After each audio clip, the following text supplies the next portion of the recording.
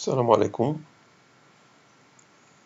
La vidéo d'aujourd'hui, c'est la vidéo 3, a pour thème principal les matrices semblables. Précisément, il s'agit de donner un exemple important.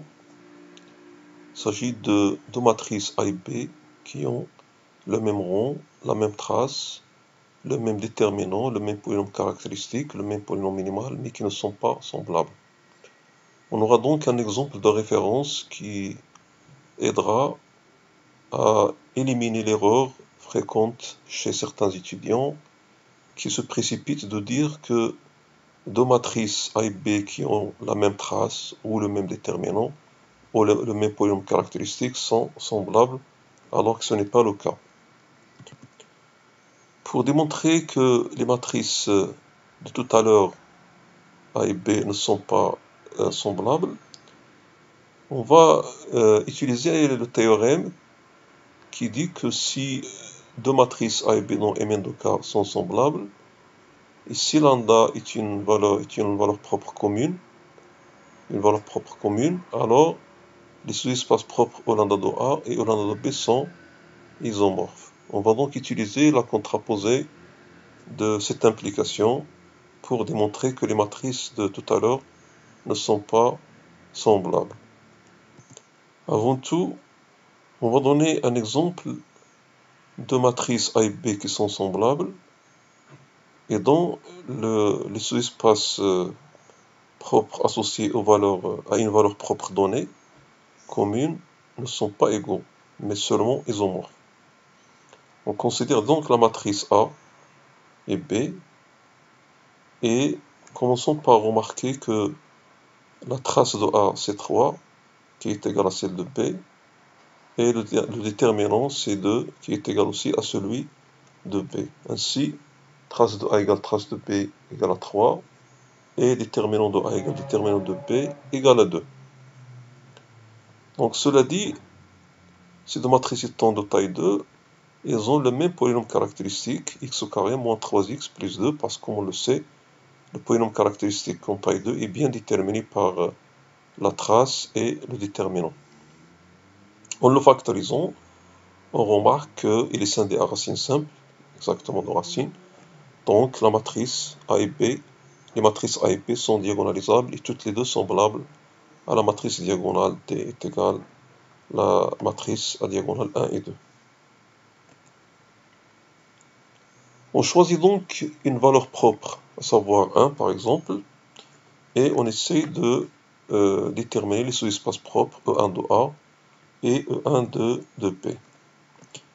Donc en calculant A moins I2 et en résolvant le système, A moins I2x égale à 0, on trouve que E1 de A c'est RE1. De la même façon, pour B, on fait la même chose, on calcule donc B moins I2, on résout le système, on trouve que le E1 de B c'est RE1 moins E2. Conclusion, les sous-espaces propres sont différents, mais toutefois ils sont isomorphes.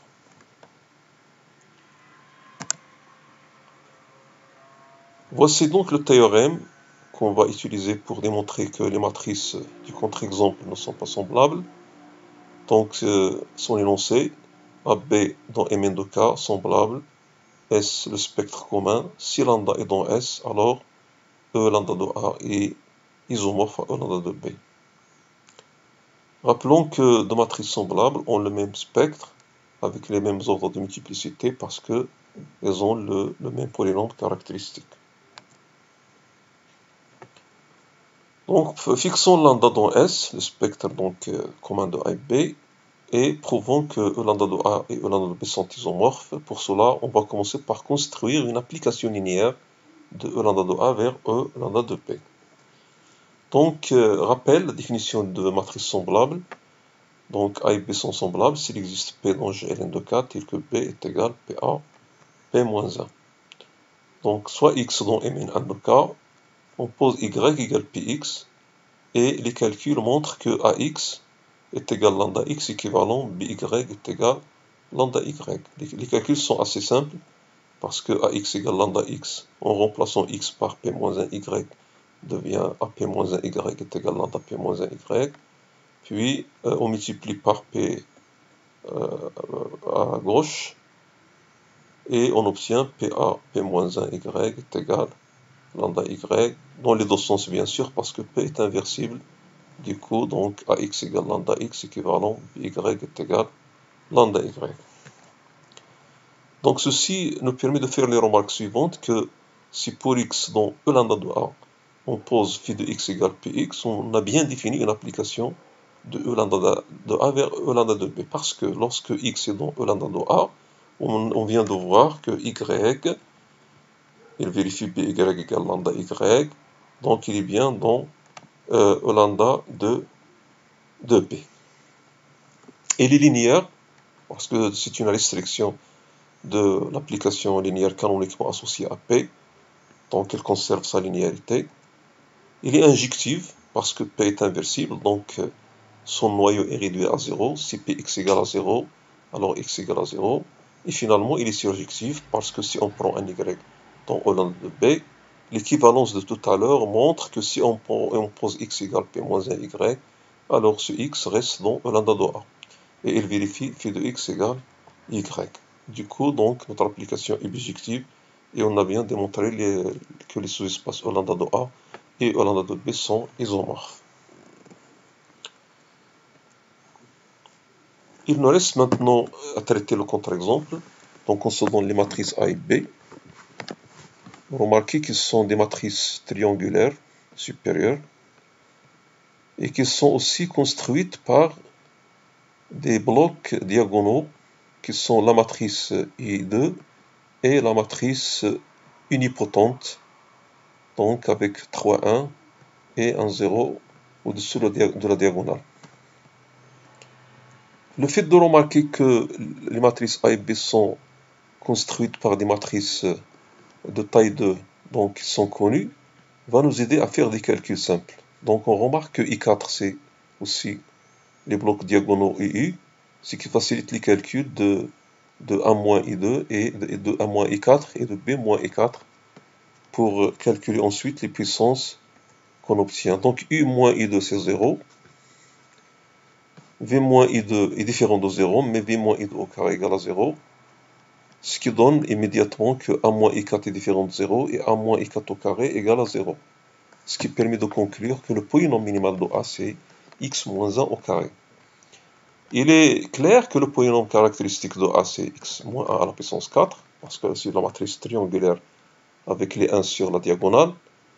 Un raisonnement similaire donne les mêmes résultats pour B. Donc à savoir le polynôme caractéristique qui vaut x moins 1 à la puissance 4 et le polynôme minimal qui vaut x moins 1 au carré. Du coup, on a qui A égale qui B et mu A égale mu B avec les valeurs donc x moins 1 à la puissance 4 pour le polynôme caractéristique et x moins 1 au carré pour le polynôme minimal. Les matrices A et B ont le même polynôme minimal, même polynôme caractéristique, elles ont aussi le même rang parce qu'elles sont inversibles, toutes les deux. On peut donc dire que A et B ont le même rang, parce qu'on vient de le voir. Ils ont même trace parce qu'ils ont le même polynôme caractéristique, donc ils ont même trace et même déterminant. Même polynôme caractéristique et même polynôme minimal. Donc ils ont 5 choses en commun. Cependant, ils ne sont pas semblables parce qu'on va utiliser le théorème de tout à l'heure en démontrant que E1 de A n'est pas isomorphe à E1 de B. Alors, la démonstration, si on prend un X dans M4,1 de R, donc ça c'est 4, c'est une erreur. Donc ici c'est M4,1, c'est pas Mn1. Alors, A moins I4 est égal à la matrice qu'on voit ici. Et E1 de A égale vex de E1, E2, E3, le système étant très facile à résoudre.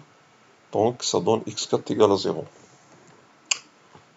De même, comme B moins I4 égale la matrice qu'on voit ici, donc on résout le système B moins I4 x égale à 0, ce qui donne x2 égale x4 égale à 0.